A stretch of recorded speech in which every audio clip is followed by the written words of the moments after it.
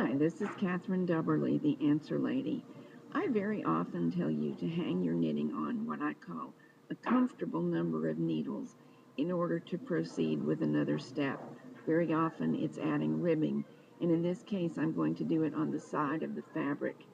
If you haven't done it before, it's daunting and it makes you nervous, but in fact it's very, very easy.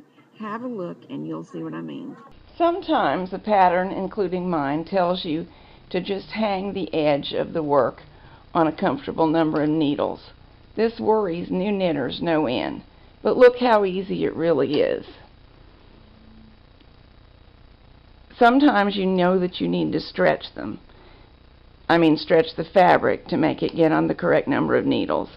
Sometimes you're supposed to just hang it as it falls, and the designer will tell you that. In this case, we're running along the edge of knitting, so we cannot count out and hang stitch for stitch.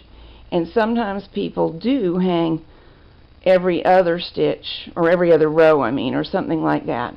But a lot of times it's not mathematically simple to figure that out, and yet it's very simple to find the correct number of stitches the good old-fashioned way, just hanging them as they fall.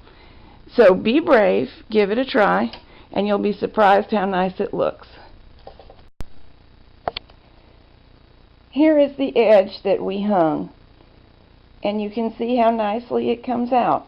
What I did here is hang it, knit one row, and then transfer every other stitch to the ribber so as to proceed with the ribber for the cuff of this slipper. I'll show it to you when it's finished. This pattern will appear in News and Views and eventually in a book. The cuff can be any length, but we're going to use a doubled one that's about 3 inches long.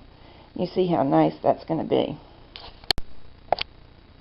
Here are the finished slippers. They have not been washed yet, but they look very much as they will.